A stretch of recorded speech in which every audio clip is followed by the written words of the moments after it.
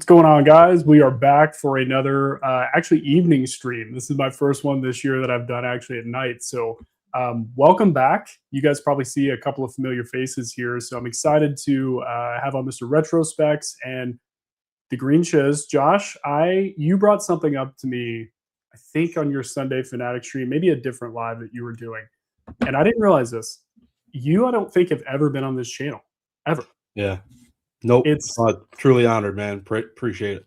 Oh, dude, of course. I feel like I'm like so late to the game. Like you've been in this hobby, like we've been in the similar circles forever. And it's like, I don't know, maybe it's because I watch your lives and like we engage like back and forth so much. It's like, oh yeah, we've definitely had conversations, but it's crazy that I haven't had you on. So everybody, Dagreenshiz, it's premiering, on the channel tonight. So how are you guys? I appreciate you coming on.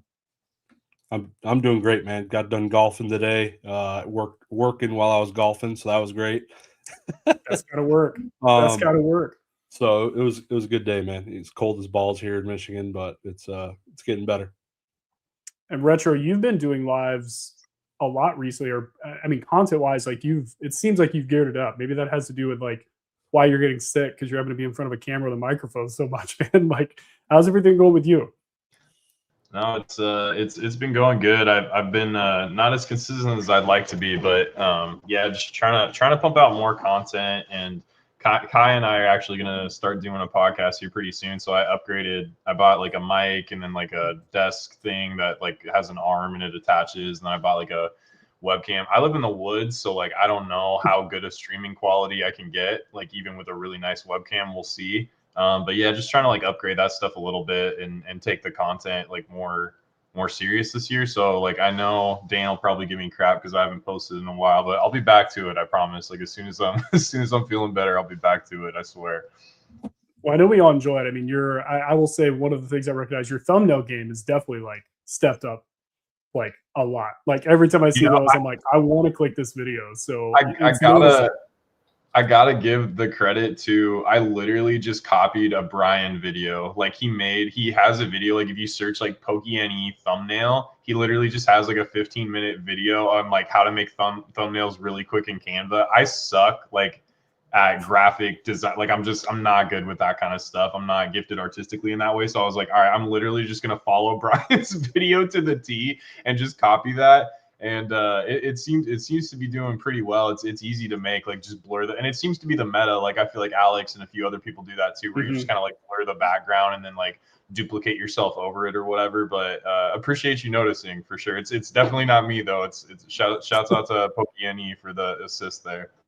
No, it's interesting because it's one thing I've noticed, and I actually saw this in PK's live, which I don't know if he's still live, but I know maybe about, I don't know, I think he started an hour ago or something. He was talking about like doing more YouTube content. One thing I've noticed is that a lot of us who have been in this for a while, like, I think all of us to a certain extent sort of felt a little bit of YouTube fatigue, like content fatigue in this space. But I feel like a lot of us who haven't really like, maybe we've dipped in, we've dipped out, like we've done some videos. I know Retro, you like deleted a ton of videos and you were like doing the full reset. Like it was actually exciting. It's like, what's this guy gonna do? So that was a good like, maybe unintentional PR move or something. But the big thing is I've noticed a lot more people now want to start engaging in this. And I don't know exactly why that is. I mean, I know myself, I'm just like, everything's kind of booming and I see a lot of people coming in and I thought like, wow, they should know people other than Logan Paul was kind of my thought. It's like, there's so many cool people in this space, and not that everybody watches my channel, obviously, but I'm just like, I can get kind of some unique voices, hopefully, and bring them in and talk about that. And then plus, me uploading like pre-recorded videos is pretty rare. I think I did my first one a couple of weeks ago. If anybody in chat, like you guys might have seen it, I'm not sure, but I'm still kind of dipping my toe in and changing that out. But, I think that with thumbnails, it's one that I am still absolutely like trying to work out. Because same thing here. Like, I don't know what a thumbnail, like which ones really look good, or like, I'm never going to be open mouth yelling at stuff. Like that's not really going to be my screenshot of myself on a video. Right. I hope, maybe, who knows? But I feel like AI has helped a lot with that, which has been good. Shockingly, Josh, Nick, and I were not standing next to each other for a photo for the thumbnail in this. So, it actually was pretty good. Which I was, bro. Greeny was looking right in that sweater, respectfully. He was. It's pretty solid. But I'm curious where you got that picture from, actually. I don't remember posting a picture in that sweater, to be honest. What's funny is it literally, like both of you, and I feel like I don't want to sound like Dan in this moment. Catch Mall Collectibles for anybody in chat who doesn't know him, I'm sure you do. But you know, I don't want to sound like him and say like I need to make a video on this, but I really want to make some sort of like pre-recorded video. Maybe it'll be long format, maybe it'll be like parts, but like on how like to utilize like AI for not only just like market research, but like YouTube research. And like I use Claude a lot and have like co-work and a lot of background stuff that it emails me like every morning. And then for thumbnails and kind of how that relates is I literally took a screenshot, like just a snip of Josh, your face, and it was maybe like right here. And then same thing with you, Nick. And then it created everything else.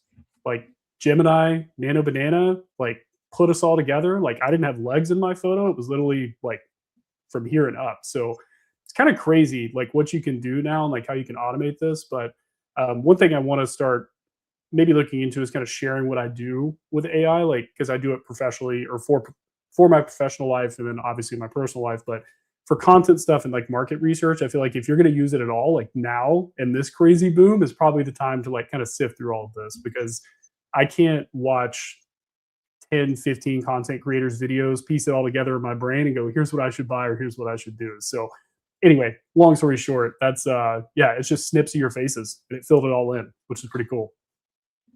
Kind of creepy. Do I need to switch from ChatGPT to Claude? Like Claude seems to be like all the rage right now.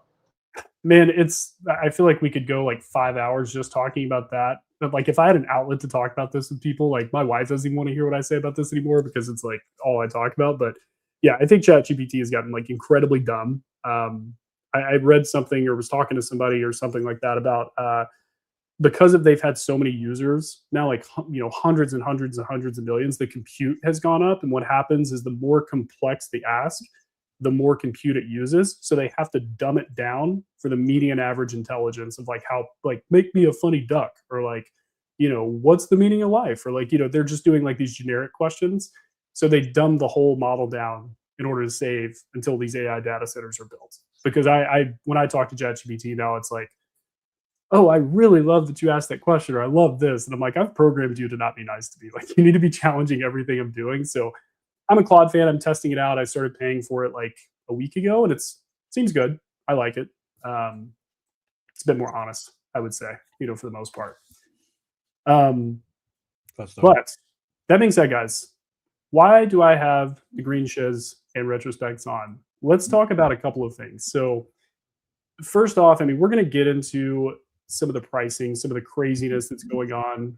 I think all three of us have had so many like WTF moments with prices of things recently. I've honestly been blown away, and we're going to kind of relate that to like price memory and kind of how that is painful for people who have been in here for the last like 5 or 6 years. But I want to talk about business relationships and sort of networking right now. I put out a video maybe 2 weeks ago about like, networking in this hobby and like keeping these relationships, alive and like pouring into them, not initially doing it transactionally, but just like building these genuine back and forth. And then eventually maybe an opportunity presents itself. And I feel like you guys are literally like the perfect case of that right now. Cause I know we've all, again, kind of communicated. We talked about like different strategies and stuff, but you guys have actually merged a bit. I know for anybody who doesn't know, Dagreenshiz Josh, give me the exact name. Is it Dagreenshiz Consignments? What, I don't want to butcher it. Sealed Shiz Consignments. Sealed Shiz Consignments. That's it. I was close. Sealed Shiz Consignments. So if anybody needs to consign sealed product, Josh is, he, in my opinion, mentally has replaced Probstein in my mind. So he's the guy now, especially for Pokemon, but you do all the above. And Retro, you've been in really like the Japanese plug for years now. Obviously, you've scaled that to, farther than I think all of us, including yourself, thought it would go. So you guys merging actually is a really, really cool strategy. So I want to give you guys a couple minutes and just kind of explain like how that came about, and like Josh specifically, how it's different from like what you were doing and what I guess merging with Retro did, to help you out for anybody who hasn't looked at that yet. Yeah, if I'll start real quick and explain kind of where my business started, and then you can talk, Nick, about how you initiated it really. So we started a little over a year ago. My wife, and I'll just give you a little backstory. I won't kill you guys here with time, but a little over a year ago, my wife was looking possibly to start her career. She has a teaching degree, never officially started. So before doing that, we decided let's try full-time Pokemon for one of us.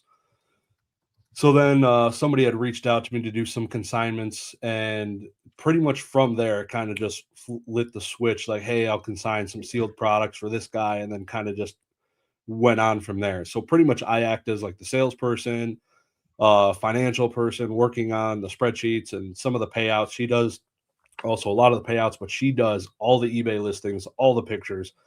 She is full-time Pokemon, and I am completely jealous. I still have a 9 to 5, but I get to live vicariously through her. I get to see all the cool things coming in, and sometimes things get shipped and then shipped back, and then I put them on my PC like a bad kid because they're so dope. But so it's pretty cool. But yeah, we killed it the first year.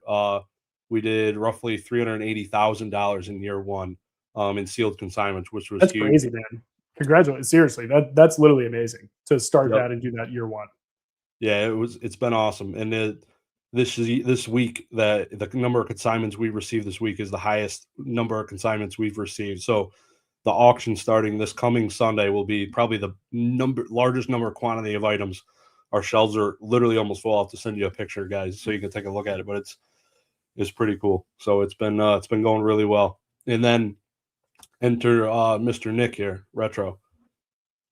So when you talk about this, Nick, like, I'm curious, how did this come about? Who brought this to who? I think I did. I think I initially approached Josh about it. I've been kind of like watching for a while because, I mean, obviously, like, I know that, you know, you got Probstein and DC Sports and all that stuff, but James, I feel like James is at such a point to where, one, like, enough is enough. Like, he's got a wife, he's got kids, all that sort of stuff. So like he's making tons and like scaling, just doing slabs as is. But so I kind of knew that he like wasn't super interested in doing sealed, at least like in any sort of short-term capacity. And so like I kind of was watching Josh's eBay for a while, and I was like, yeah, like, he's doing good. He's got 100% positive feedback, because that was always the thing for me too. Like, it's so much different now, like with all the stuff James sells, and I know his ASP is like what, $500 to $700 somewhere in there. All that stuff is going to authenticity. So as soon as he ships it to authenticity, like it's the liability is completely gone. You know what I mean? It's like done. As soon as it gets to eBay authenticity and they're like, yep, this is good, you're good. There's no service like that for sealed so far. And so, and of course, like, we've seen the stuff with Logan and like all these people getting scammed. And I think there was like a thing going around on like, you know, Instagram Shorts or whatever recently, where someone got scammed out of like an Evolving Skies case, and it had like fake boxes in it. So like there's No, just it had real boxes, but it had but they Battle weren't Styles Evolving or Skies. something like that.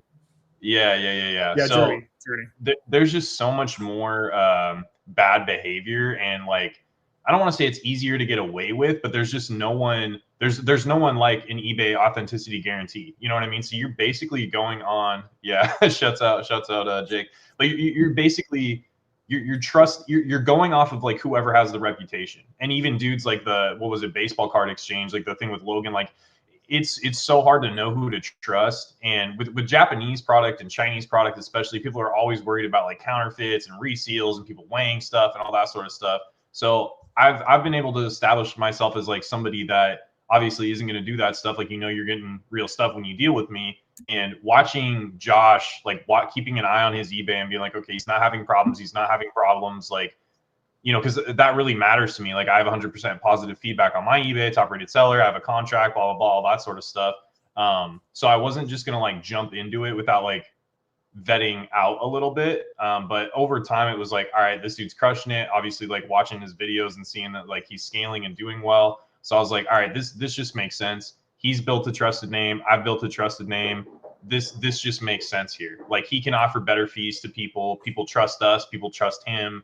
And over time, I really feel like building out that service, building out infrastructure insulates everybody involved from like the coming institutional money, the coming just the kinds of things that like I can't compete with. You know what I mean? Like, we're doing well, but like, I'm not a GameStop, I'm not a PSA, I'm not a Golden. Like, I don't have that kind of like mobility behind me. I don't have that kind of like capital behind me, software engineers. Like, I don't have that kind of stuff. But what we do have is like a name And at least right now in sealed, that is like the number one most valuable thing, is being able to know that like you can rely on somebody. So yeah, I don't know. I trust Josh, and I know he's going to do the right thing. Like, he's been here for a long time. He has a good reputation, right? Like, no one ever has said a bad word about dealing with him, and that goes a long way. And a lot of these people that come in, maybe they have the money and stuff, but like they don't have the customer like loyalty. They don't have the trust built up yet. So I feel like that kind of keeps us ahead, if that makes sense. Yeah, I mean, even with sealed, I mean, you just brought up one, like the Evolving Skies case. Like, if I'm somebody new coming into this, I see all these people making all this money, and I'm like, hey, I've got, maybe I sold before the market, wiped out like 900 billion in a day. Like, maybe I took my cash out. I want to diversify. I want to have a, this is a true asset class.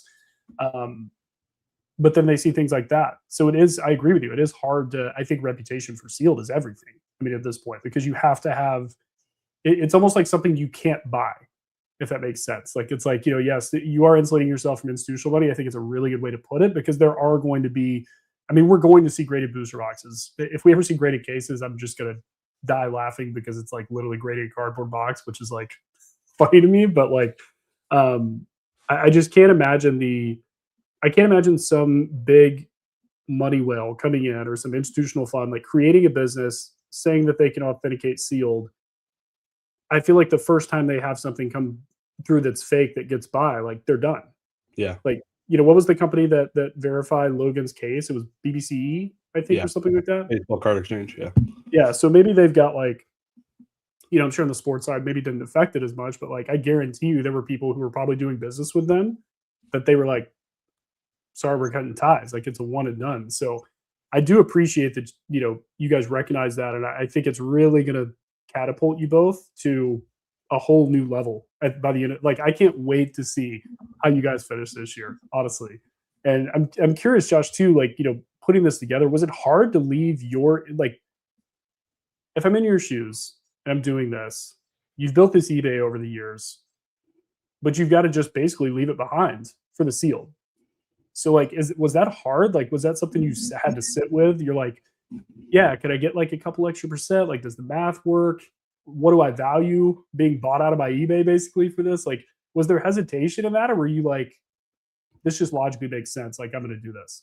Yeah, it logically made sense off the rip. And then thinking about the things I'm leaving behind, it doesn't feel great, but at the same time, I could always go back to it if I had to.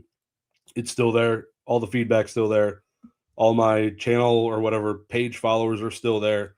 If I did go back, I would go back to what my old rates were, which would not be fantastic. But also between now and if I ever go back, maybe in 3 years, Retro is fully retired, lives in Hawaii, sells Beanie Babies full time now for the part-time stuff.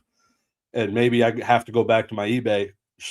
I will have built up enough, like week over week in turnover, that I feel like my volume will get good rates really quick. So I got confident working with Retro here, and it'll be good. So looking forward to it. No, I'm excited. I mean, that's one thing that, me personally, I slowed down, at least, from my selling, like on eBay specific. Like, I was really going hard there for a while. And this kind of goes into a little bit of the thumbnail, Chad, if you guys saw it, it's like the consignment play. Because I do want to talk about like how this has shifted from when we first got in, because consigners really weren't like as common. Like, James was probably still doing it back then. I don't know when he started, was 2021 or something like that. But I never thought to like send somebody else my cards to sell. I was like, why would I do that? Like, I'm just going to sell it myself. Like, that doesn't make sense. And back then rates were not like near what they are now. Obviously, like the benefit of doing that. But with myself, I consign realistically probably 85% of the things I sell at this point, just because, I mean, from a financial point, it makes sense. It's like, I'm not going to get as much money. I don't have as much exposure as some of these larger consigners. So like, why don't I do that? Maybe there's stuff I sell. Mostly it's like either that or private sales, for myself. But I'm curious with you guys, before you really got into like the consignment, like, or at least Josh, like the consignment business side of that, were you sending things to consignment, like yourself, like to other people? I'm assuming you were sending to James at least. Yep. for me, I was sending slabs to James, and I would sell sealed locally on Facebook or something along those lines, typically. Thanks, Ray. Thank you, guys. Yeah. So Sorry. yeah. No, I you're saw good. the green. I had to click it. No, that's right. What about you, Retro? Because I know you, for the most part, are kind of notorious for being. I keep saying like plug, like you're kind of the middleman plug for product. Like you really like. I mean, you got the Dragon Ball manga behind you. Which part of your upgrade? You got to upgrade the shelves. Like if I'm doing it and I'm changing stuff, like I'm so gotta bad. do it. That's what I'm saying, dude. I'm a horrible content creator. Like well, the live I think you were in last week. I can't remember. Was that Ern and Jake's channel you're on? I think so. I think they were talking about your sales that you had done like 10 million plus or something last year or whatever it was, and I was like, this man sold $10 million in boxes and hasn't upgraded a shelf. Like it's like, no, dude, I'm a cheap. It's funny, man. Like we were we drove we went like on a hike the other day, and we went to like the waterfront, and it's in kind of like a bougie area, and we pull in, and I drive like a Prius, and like there's all these like nice cars that are all clean, and like my Prius is so dirty. Like I haven't gotten washed forever, so like I don't know, man. You got to keep them guessing, right? I definitely don't. I'm not driving around like a Maserati or anything crazy like that. But I definitely need to upgrade the background for sure. But yeah, to the point about consignment, I use James for like expensive stuff. Like I like a couple Screams, Mario Pikachu's. He has like a PSA 10 unlimited base Charizard that I bought. I have that with him. So and then I like send stuff to Dan or whatever. Like I'm not above like using consignment when the numbers make sense, and in those cases, like they definitely do.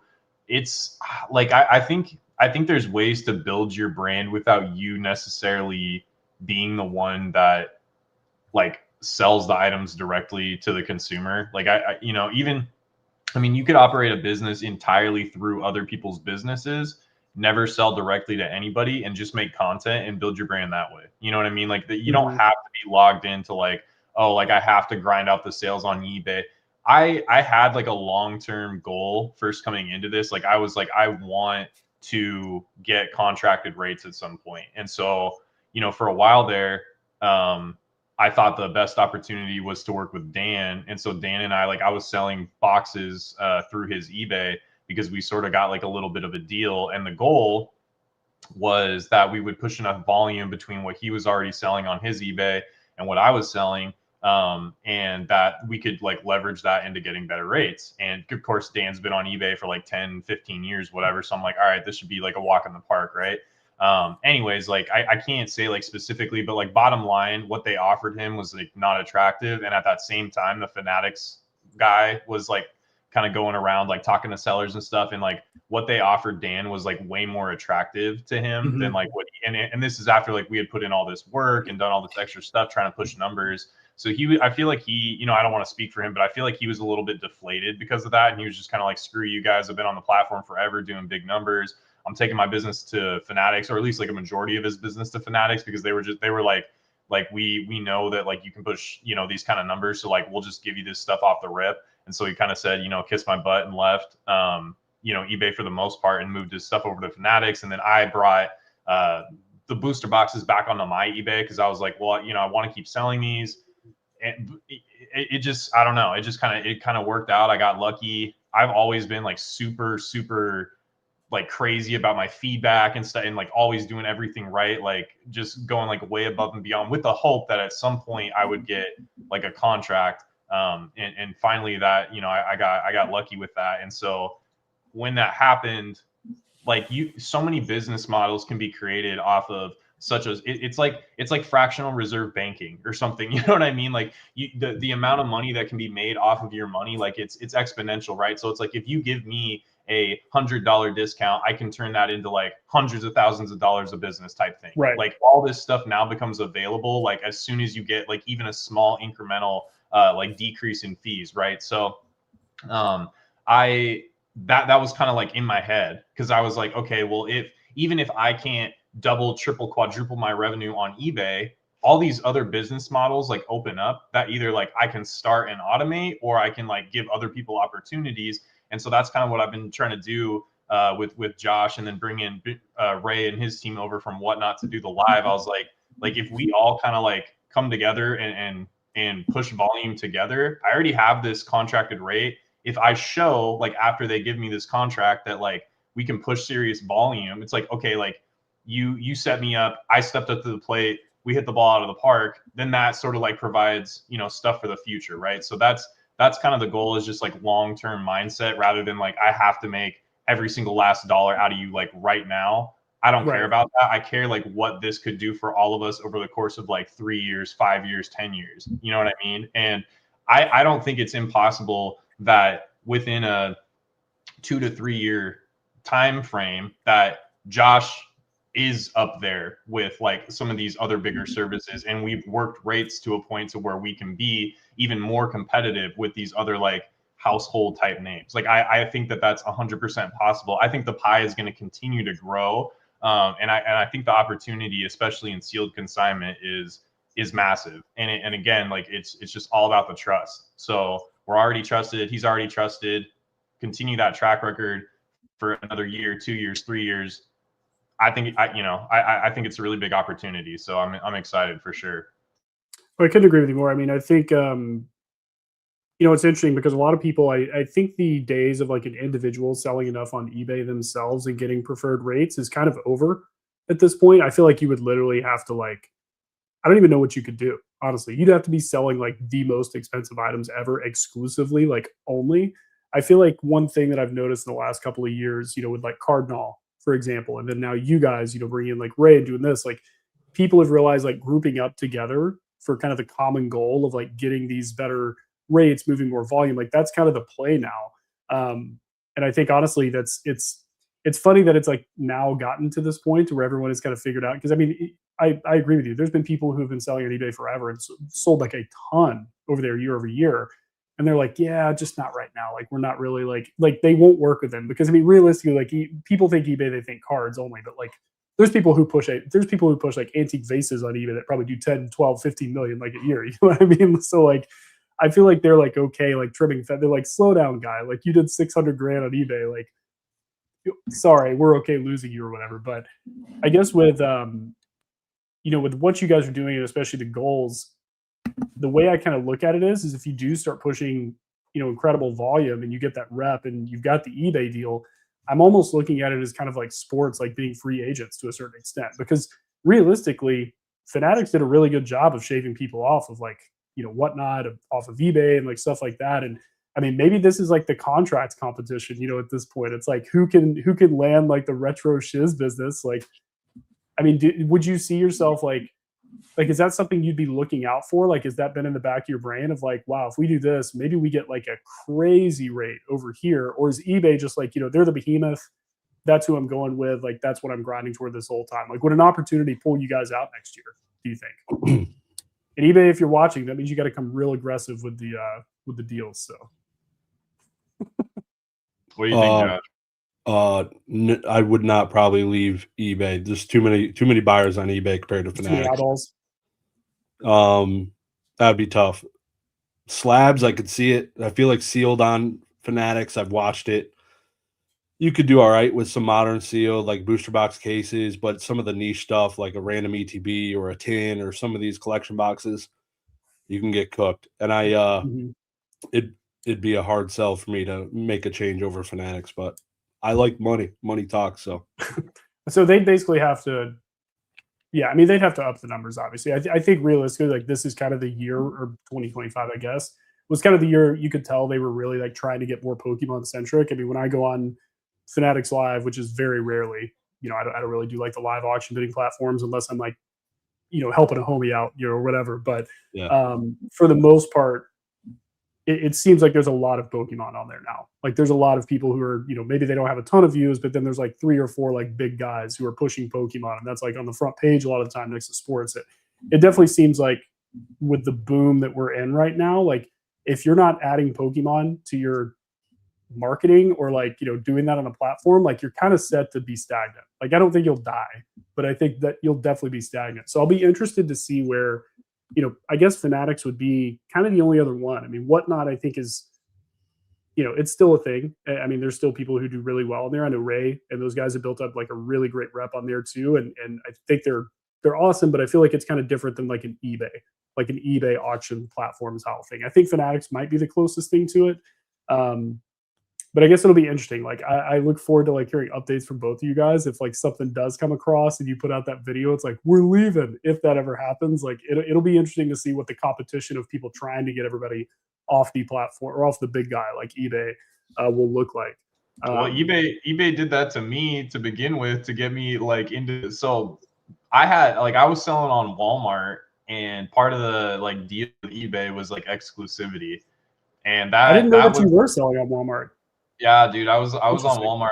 I had a nice deal with Walmart going, but like the volume was good, but it wasn't the same as eBay. And ultimately, like I kind of had to bet on a horse, and I was like, yeah, I don't know, like I should like.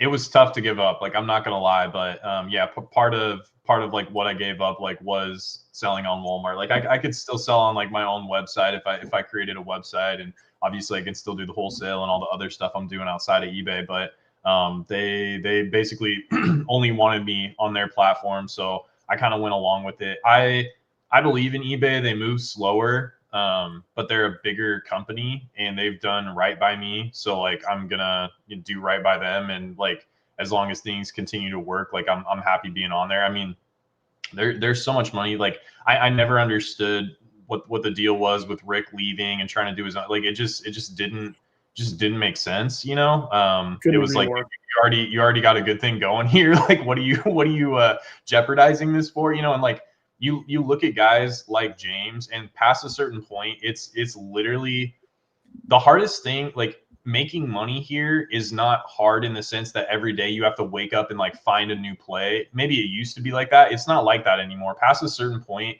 the hardest thing is waking up and just being consistent and like doing what needs to get done every day. Like it's not about like your knowledge of some rare niche promo anymore. It's like doing the same most optimal business processes over and over and over and over again. Because if you don't do it, a corporate entity is going to come in and do that, because that's what they're built to do. So if you can't do that, like you're going to get pushed out. You know what I mean? So yeah, that's kind of where things are at right now.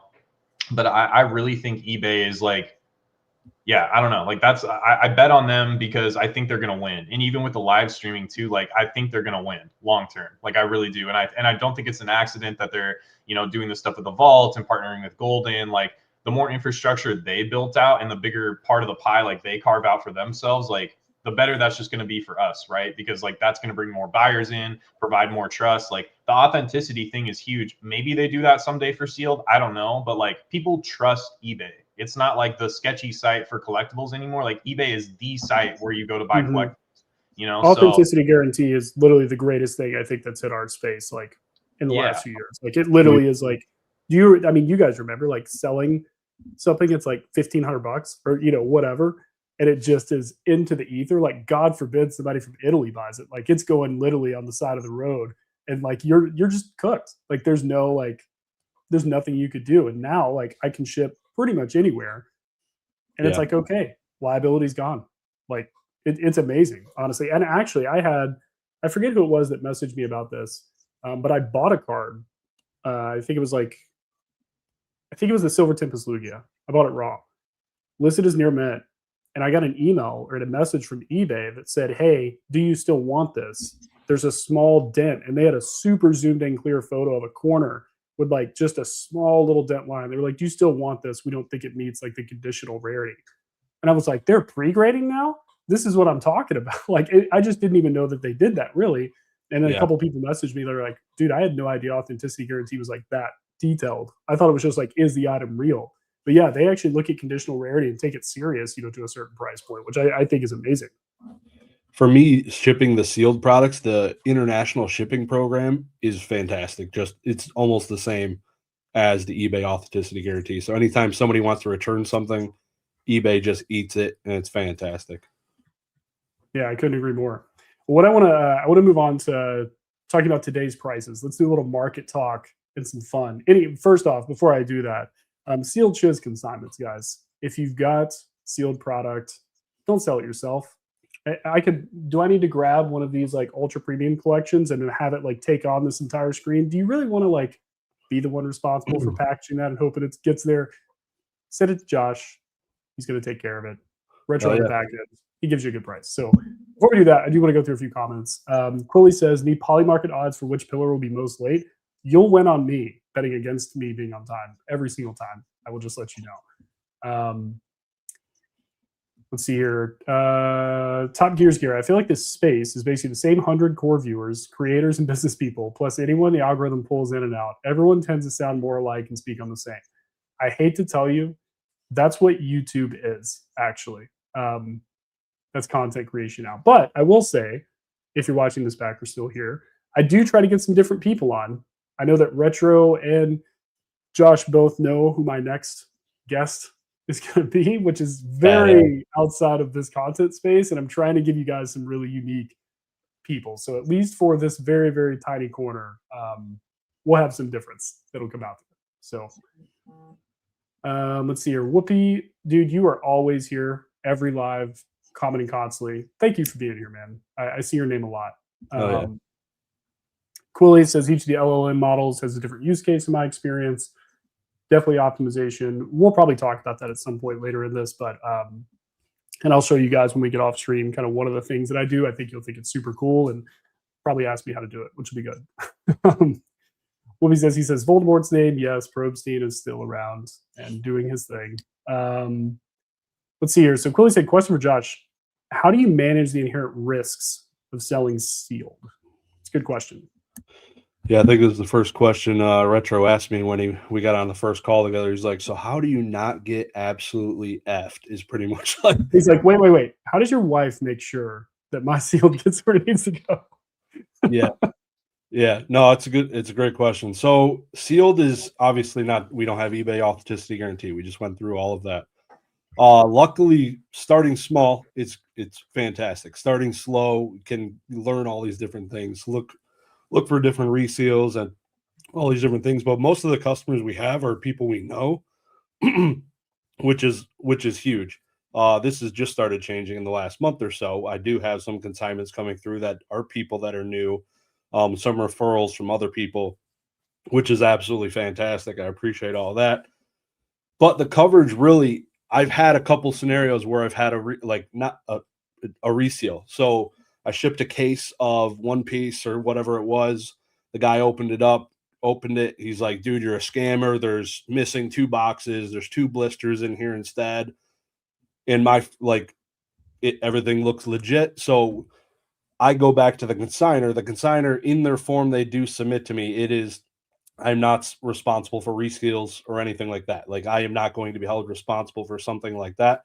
So I'll just ask the general question. In this case, the item actually was resealed by distribution, and everything checked it. Like, we followed the trail. He's like, holy cow, my bad. Didn't even realize it. Distribution resealed it. Here's the invoice. And then we made all the money correct. So really, if I'm going to get scammed, I'm going to be going back towards the person who consigned with me, is generally where it's going to go. Similar to the guys, Probstein, DC, they're just auctioning off 14,000 Evolving Skies cases. Those are getting deleted, canceled, and they're going to be going after the consigners. They're getting scammed. It's illegal. $14,000, probably super. I don't even know what that is. Like grand larceny. So it's a federal offense, I would think at that level. So I would hate to have to get into that. And it's up to the consigner to be the honest person. And I haven't had to do that in over a year to really go after somebody for being scammed out of something. We've had a couple of packs that came through. It's really just the familiarity. It's huge. Knowing what things look like sealed and what they're supposed to look like. It's huge, having to know some of these things. And luckily my wife's been doing it now for a little over a year, and she's seen almost any modern sealed item you could imagine, which has been great. And also a great thing is we have the best rates under $1,000 right now for sure. And it's kind of nice being like the smaller guy, like not getting the $5,000 cases, the Like, honestly, if somebody came to me today with a $14,000 case of Evolving Skies, I'm going to tell them I'm going to slice it open and then I'll auction it. Because I don't think there should be buyer premium on stuff like that. There's too much risk. We've seen it, assume the Logan Paul thing was all real and he actually got scammed. The stuff's crazy. Do we see sealed Shiz tape? Yeah, Like I know. after you slice it, I mean, throw the branding on there so they know. Literally thinking about this today, to be honest. And yeah, so honestly, thinking about it's really expensive cases, something that's not ultra modern. There's definitely something to be considered there. For a while, I had limited, and I think if you look at it now, I think it maxes at $5,000, and we're limiting our risk. If you have something more expensive, it's up for negotiation, discussion. But yeah, if we do graded video games as well, the best graded video game rates typically. Not much competition there in the current markets because they fit the same boxes as all of our sealed stuff, which is fantastic. So, but yeah, hopefully that answers the question. Cooley, good question. The other thing too is like, sorry, I was just going to say really quick, Retro. I think you might have answered it, Josh. How would you have handled that scam? Just taking the return? Depends on what the scam was. So yeah, in the past, like if we had a consignment, somebody, and it wasn't even a scam in this case, but yeah, if example, I sent a case of base set theme deck cases or whatever it was like a $2,000 case, shipped it. The guy said, oh, there's an extra split in the packaging. Okay, this isn't a scam from the consigner. I paid out the consigner. I took the returned item. Okay, now this is mine. And the consigner's paid out. I knew this wasn't a scam. But if the guy were to say, hey, this is not actually the right decks inside of this or something's off, I take the return, make him whole because I have to do that unless it's really sus and the dude's terrible and tried lying, and then I'll work with eBay. But then I go back and have the discussion with the consigner because they scammed. So. Sorry, Retro, you were saying something. I just wanted to make sure Deej got his question answered. No, you're good. I just wanted to say too, like, obviously, like piggybacking off of what Josh was saying, like he puts, a degree of separation between, him and any risk. And obviously, like eBay pays us out. And then if something ends up going wrong or whatever, then like he has the ability to like not pay out the consigner until something's remedied. So it wouldn't be like completely coming out of pocket. But like worst case scenario, something really bad happened. We did everything right. But like Josh is also doing well in real life. You know what I mean? Like he's financially insulated in a way. Like he's got like a really good career. So that was part of it too. Like I've known for a while that he could weather something. You know what I mean? Like he's financially insulated. Like I remember right when English booster boxes, like right after Surging Sparks, the zeitgeist on YouTube was all about like, oh, these random shops are going to cancel your order, right? Because like you put in for like 160 or something, and then the whatever English booster box was so like 220 on release, so they cancel your order because they want to make the extra $60 a box. And so there was all this like drama and people making videos about it and all that sort of stuff. And the reason that like these businesses were doing that was because they're like small businesses, like they like $60 is like insane to them, and like $60 is a lot of money, but like Josh, like I said, like more financially insulated, and I know that he values like his reputation. I mean, his wife is doing this full time, right? So like, is he going to put somebody at risk or scam somebody, or do like you have to like I think it was Charlie Munger that said like, show me the incentive, I'll show you the outcome. Like a dude that's wife is running this as like a full-time gig, and like they're really obviously putting all this energy into like they have a long-term mindset. Like they're not trying to scam people, right? And some people might be like, oh, that's intangible or whatever. But like, to me, that's really valuable. And I believe in that. And that's part of the reason why I felt comfortable like going along with it. Cause I was like, like I know that like our visions are aligned, or like our standards are aligned for like how to treat people and how to deal with situations. So, and I'm sure he has to clean up messes in his regular job at work all the time, so he's got like, practice. Yeah, exactly. He's got practice. So. Yep. That makes sense. Well, yeah, guys, keep the questions going. I want to move on to, I want to talk about price memory, because this is something that I think is like, it's been on my mind recently. Like legitimately has cost me, I'm one of the guys who could just like lay down and go to sleep like it's legitimately like kept me up for like 10, 15 extra minutes just because I think back to what we've all paid for things and when we've sold things. And obviously I think it's a byproduct of like how insane the hobby is going right now, like how crazy prices are. And for anybody who doesn't know what I'm saying, like price memory is basically like member berry what we used to buy these things for, like member berry what I sold these for. You know, one of the ones I brought up, I think to it was like a Pokeflips live or something I was commenting, but like the White Star birthday Pikachu, the Japanese one, not the birthday cake. Well, Not the one from away. 1998. The one from 1998, if anybody knows that card. So that was the first card I ever graded. It's a childhood card. Parents bought it for me for $40 on eBay for my 8th birthday. And then came in, I graded it 20 years later. It got a 10. Super happy. Wasn't really in the cards. Like it just started grading the childhood stuff in 2018. I sold it for $1,200 and was like, I'm making too much money. This is like where I'm at. Like, you know, whatever, right? $50 into the cards. I think it was $10 to grade back then. That card now is $10,000. It's 10 grand. So my thought process kind of started with that card, and then I was like, remember that Shining Gyarados, that first edition Shining Gyarados I had? Remember like this thing? Remember some stuff from 2 years ago that I bought, like some Korokoro PSA 10s, like, and I just started briefly going through like what some of the list and sold prices were, and I was like, it almost made me sick a little bit, like thinking about, you know, how quickly, quote unquote, I sold. Like some stuff I held on for 2 years, but I'm curious with you guys, like, do you ever look back on price memory? Like, what is the prices today like do to you? And I'm legitimately curious just for myself. Like, do you look at this stuff every day and just go like, what the hell is going? Like, what is this? Like, who's buying this? Like, I feel like I had a little bit of that in 2020, but now I've got it for things that I never thought would cost like this much money. Like, where are you guys sitting with that right now? Because I won't say I'm struggling, but it's like every day I see something, I'm like, what the F is this? Like, what? How? You know, where are you guys at with that? Go ahead, Nick. Yeah, I mean, it is. Well, it's funny. Like last week, Josh ran a bunch of. It was cool stuff. Like when I saw him put up the block, I was like, "Well, this is unique stuff that you don't see a lot." It was like, you know, plasma. It was, I think in English it's what, plasma blast. Like he had like plasma blast blisters and like some random XY blisters and like cool unique stuff.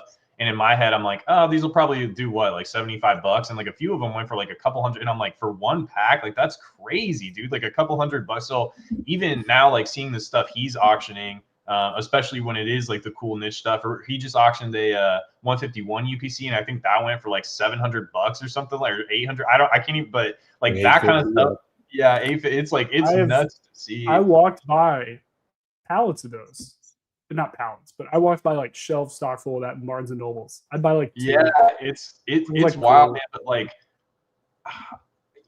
it's crazy. But at the same time, like price memory can be so crippling. Like if you get stuck to it, if you're like, oh, I remember when that was like $50. It's like being able to just operate in the here and now. Like in some cases, yeah.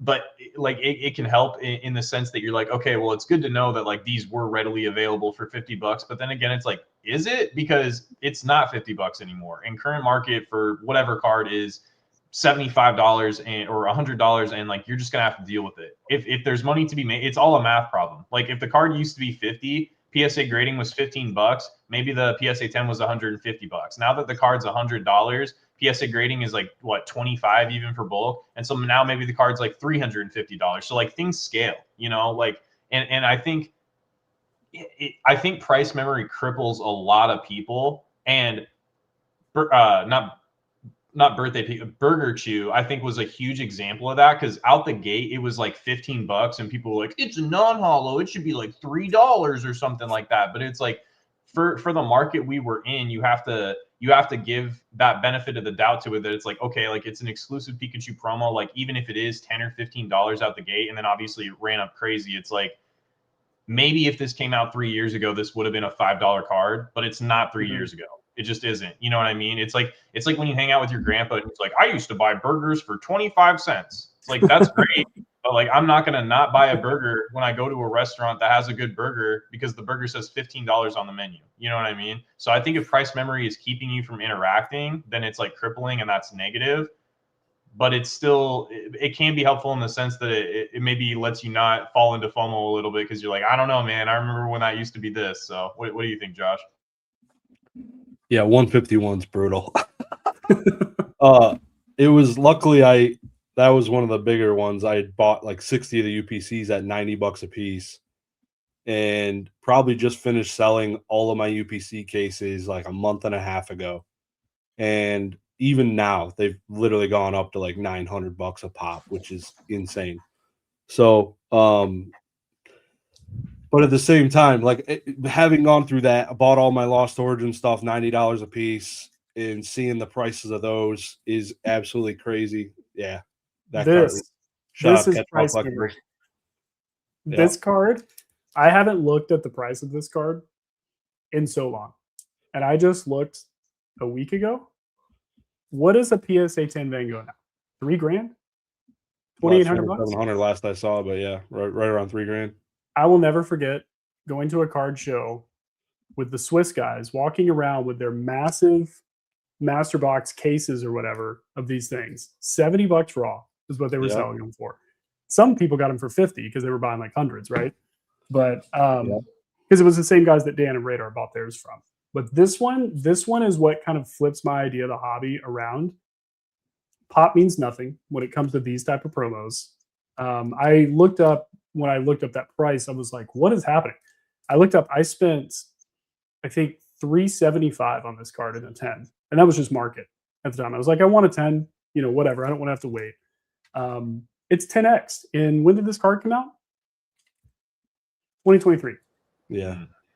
That's what it says on the slide, at least. So, yeah, sorry, I didn't mean to interrupt you, but as you were talking about price memory, I was like, I wonder what card comes to mind the most. The Van Gogh is for me. Van Gogh is huge. Yeah, and even like my Zapdos collection I sold for like $37,000. It's probably worth like a little over 100K now if I would still have it. So you had some nice stuff too. You had like that black label, and then you had the creatures. Like, yeah, dog, you had some sauce. It was a filthy thing. I loved it. I feel like I turned into that it's like that medical thing, like it's like a medical meme from the commercials where he's got like the heartburn. Like that's what I hear. Like when I think about your Zapdos collection, like it even like I'm getting secondhand price memory. Yeah. So like Retro said though, like he nailed it really. Is like you can't, like if I sat and pondered on that every day, it's like brutal. So I don't. And just think about where it put me. Really, it sets me up for the next steps. Like, getting all like literally set me up for success. So, at the time, cannot complain about it. Absolutely insane. Some of the prices that I've been able to experience, and it's been crazy. Like even price memory today. Like I shared it in one of the Discords, and I'll mention it. My Time magazine up here at the top. It's the second highest rated Time magazine in the world. You can't see it barely, but it's a 9.6. The Logan Paul one was a 9.8. He bought it for $30,000. Today I got a $15,000 offer for that book, and I paid $80 for it 3 years ago. So dude, the come up is so real right now. And I'm just like, I didn't take the offer right away. I'm still talking to the guy. We're bouncing back messages back and forth. I'm in sales, so I can't just take the first offer that comes to me. I maybe should have, but I also love the son of a bitch. That's why I bought it 4 years ago, or 3 years ago. But yeah, shit's crazy. It's even that's price. The price memory on that just blows my freaking mind. Like, god dang, it's pretty wild to think about because I know that even outside of just like Pokemon cards, I think most people watching this are probably more familiar with like that, obviously. But when you look at like all collectibles, like kind of across all these different markets, like it's definitely like changed completely. Like everything has an insane price premium, like the most niche of the niche things. It's like this sold for what? I'm curious on, Retro, give me your like item, I guess, or a couple of items that you think that would be like, I don't know, blow your mind from like 4 years ago that you've been seeing today. I'm curious your thoughts on it. While you do that, I'll be right back.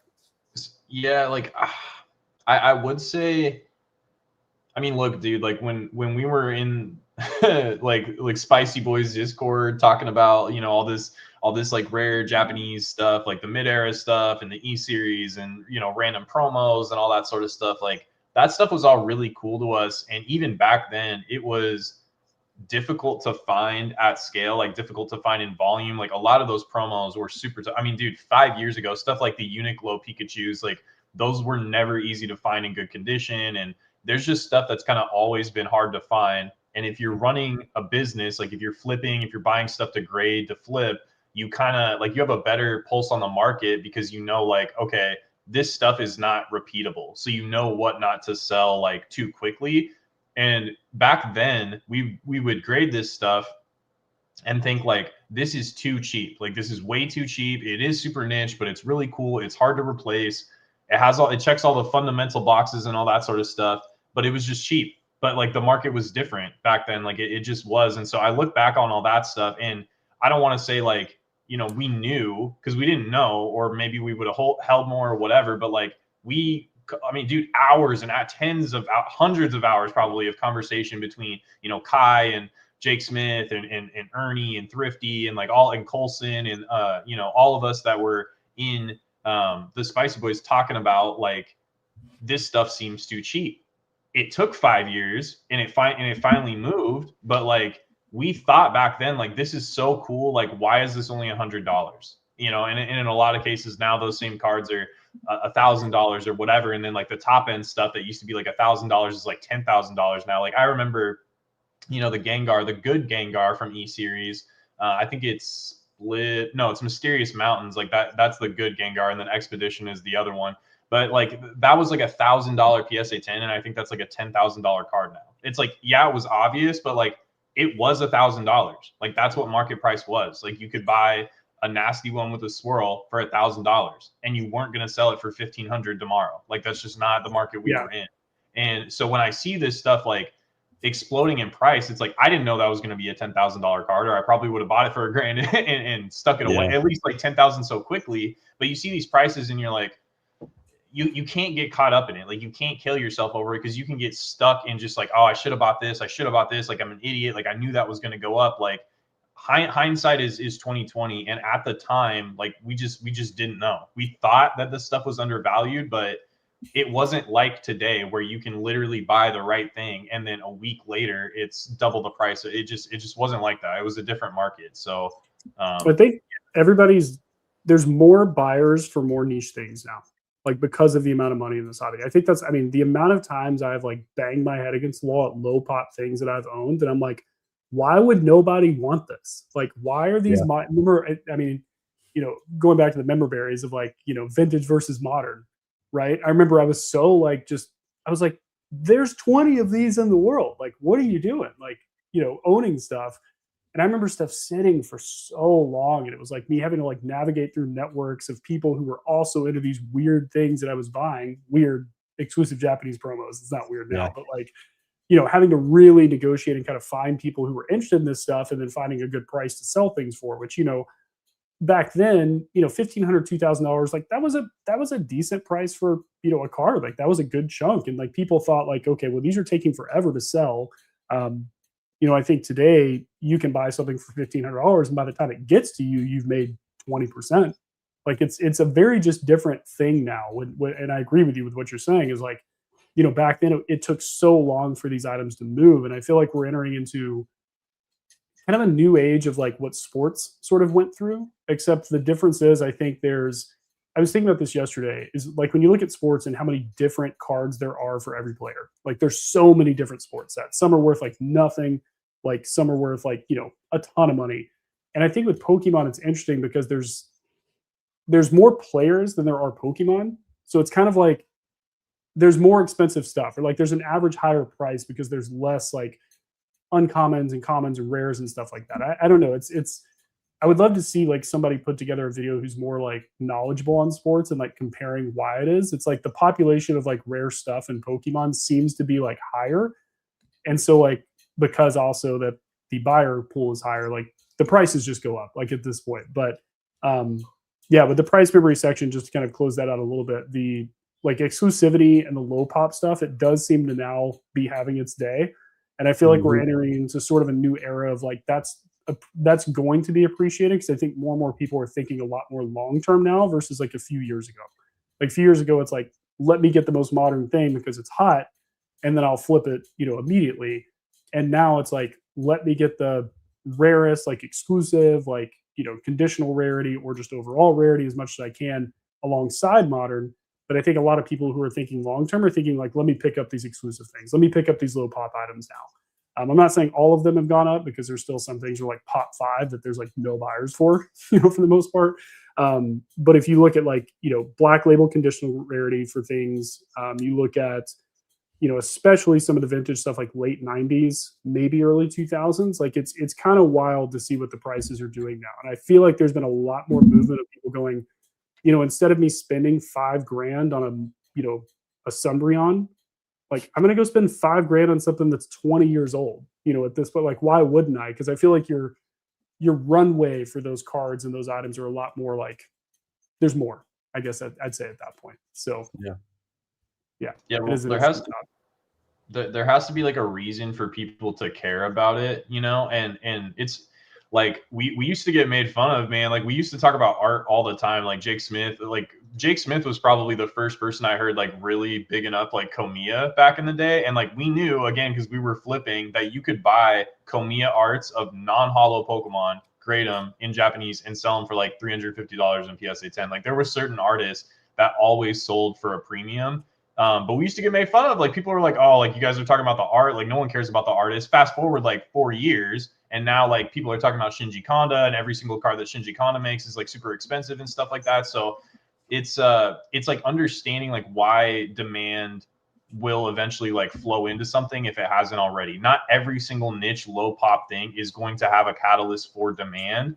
And again, like it is speculating. It is being like, you don't know 100% like if people are going to be into X item. But if you just kind of like check enough boxes and make enough speculations over time, like eventually you're probably going to get a good percentage of them right. It just took a long time. And a majority of people coming in, and majority of people that will probably always come in, will always just be interested in the surface level, like base level stuff, right? Mm-hmm. And 1% of them will go down the rabbit holes and find channels like this and do a little more research and look on forums and find rare promos and be interested in that kind of stuff. But that's never going to be the majority of people. So when you are speculating in the niche kind of stuff, you have to understand like what the realistic catalyst or potential catalyst could be for that kind of stuff to pop off in the future. Because it's like, I'm not spending $5,000 on a Sumbreon either. And if someone like goes, hey, make a spec on what has the biggest upside, like, and you have $5,000, like that's not where I'm deploying it either. But that is the most accessible thing to 99.9% of people coming into the hobby. Like that's what they know,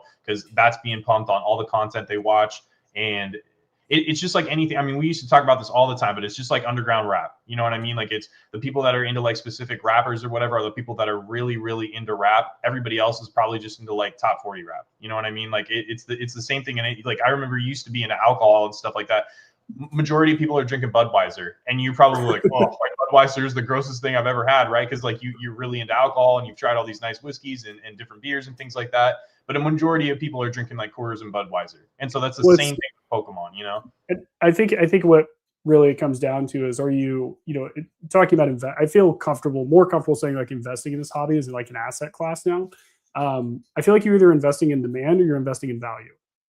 And so investing in demand or long-term value, that's kind of like the thought, because obviously demand, sure, if I buy a $5,000 Sumbreon, it's probably going to be $6,000 by the end of the year.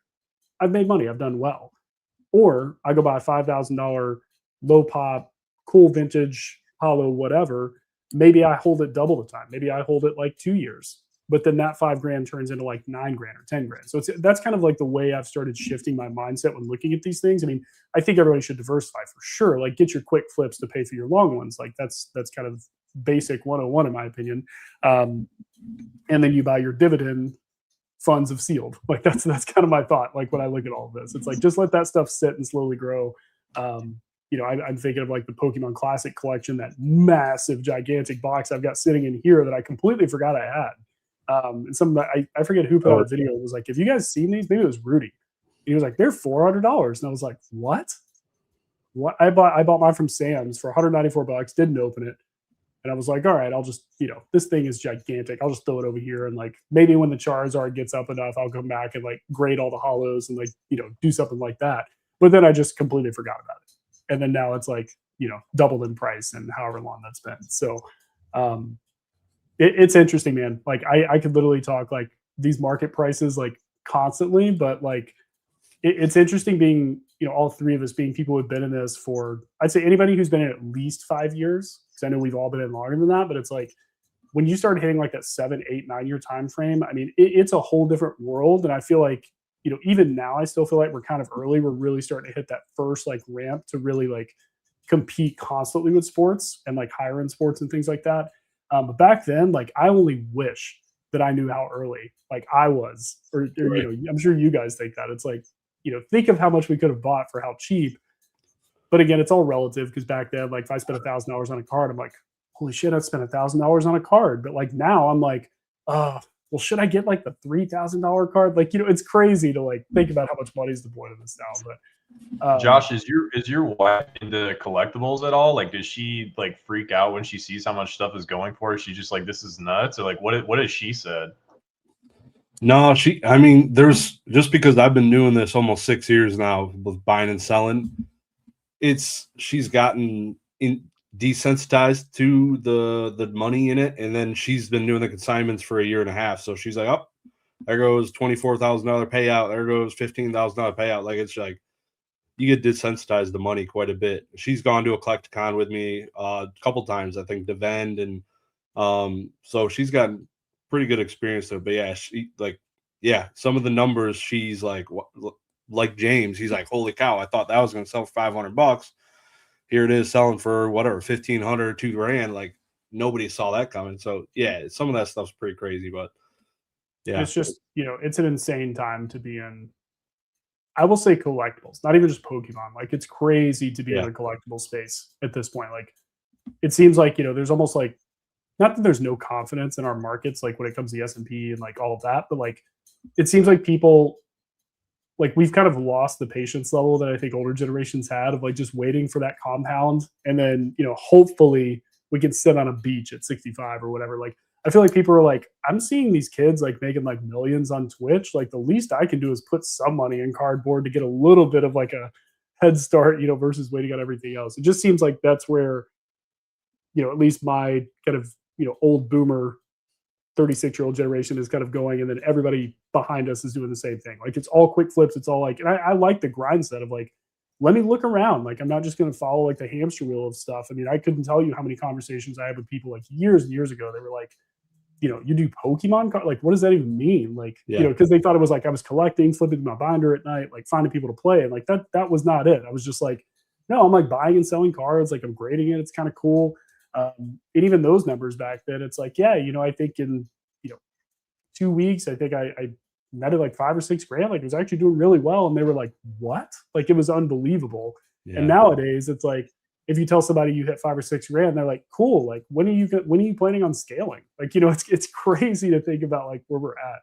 At this point. Real quick too, I think like the demographics, and I've heard people talk about this, a lot, like Gary Vee saying like, I think, this generation is going to care about this more than fine art and that kind of stuff. But more than that, I really think it's because of what we were exposed to. Like our generation, I mean, we saw like, first of all, like 90s music, 90s culture, 90s art, 90s cartoon, like that. I mean, I don't want to sound like an unk or whatever, but like, I feel like nothing is touched. Like, I mean, still, you go back to like, the Spider-Man and the Batman animated TV, like they're just so good, dude. Like the 90s was crushing it, early 2000s was crushing it, and we've seen, like to the, great video games are going crazy right now, and like we grew up with like N64 and then into GameCube and PlayStation and Xbox 360, and like we've seen the progression of these systems from like literal bricks to like where video games and stuff are now. So like we've been exposed to just pop culture and media. Like we've seen the growth of it. And so I think we're nostalgic for like that growth, like seeing like where things came from, right? Like you could still play Zelda now on the Switch and be stoked about it. And that's cool. But like, it's going to bring you back to like Ocarina of Time on N64 or Wind Waker on GameCube or something like that. And I just feel like our generation and maybe that's part of the reason. Like Greeny's done good. You know, he's like, you know, I bought that magazine because I thought it was cool. But you have an eye for stuff because you grew up in it. Like, you know what was cool. Like, you know what was the zeitgeist. Like, you know what you and your friends were like really into at the time. And just sort of like having an eye to be able to curate for like what our demographic is into, I think is powerful. And like, I don't know if I don't want to be like, oh, kids these days, but it was just different, man. Like, we've seen, I mean, I had dial-up when I was a kid, you know what I mean? And now we're on like a live stream, like talking. Right. So it just, we've seen technology and media and pop culture grow with technology in such an insane rapid rate that I feel like hasn't really happened to like our parents' generation. You know what I mean? So, or the generation after. I mean, it's kind of like, you know, I feel like really happy that people are able to gain monetary value by buying their memories. Like, that's a cool thing. That's pretty unique, I'd say, for the most part. Because I don't think that a lot of people have had definitely generations before us didn't do it. I mean, they did eventually, right? Like, you know, super, like, you know, the guys who were like, I want to go buy that Honus Wagner that I had when I was 12. Like, you know, yeah, those guys exist, but like to the degree in which, you know, this generation of ones obviously close to ours and younger than ours are doing now is like unheard of. But I do feel lucky that we're able to like enjoy this stuff and also like have it pay for itself and also like push people's futures. I mean, look at both of you. Like, it's great. But what I want to do, guys, I want to go through chat. I'm sorry. This is the curse of like, you know, having a wife and kids. You kind of you can't go 5 hours long on these. This is not Basic Trainer, RIP his channel, 12, 15-hour streams or whatever. But I want to go through as many questions as I can. Chad, if you guys want to race me and just start dropping them a ton, I'm going to the bottom. So hopefully you can beat me. But we're going to go through a few of these, kind of starting from the top. Ray, thank you again. Actually, let me throw out another shout out. Thank you, Ray, again, for the memberships, man. I always appreciate the support. I think you did that in my last stream, man. So thank you so much for that. Drew, always good to see you here, man. You are literally the mod of like the Pokemon hobby at this point. What's going on, BB? How are you? Ray said that Retro is a middleman for everything. Dude, middleman's our friendship. I can't even talk to him straight up. So it's pretty great. Schedule a meeting. Check his calendar link. Quilly said, Josh, are we ever going to get a day in the life with Mrs. Chiz? She's listening. Maybe she'll let you know in the comments, but probably not. I just want, you know, she can just POV cam you, like a day in the life of watching Mr. Shiz. Like, that would be pretty great. Yeah. Let's see here. Quilly says retro Prius on brand for the Rocket Homestead compound. It's pretty great. Loads his Prius at his Cybertruck. It's not a bad idea. That'd be a funny photo. That would be clutch. BJ, Spooky Center, how are you, man? Glad you're here. BB said, how does it feel being Ray's boss? We're co-workers. No, it's a horizontal leadership here. It's a democracy. Just sounds like a dream job. Ray says it's good to be alive. I agree. That's great. I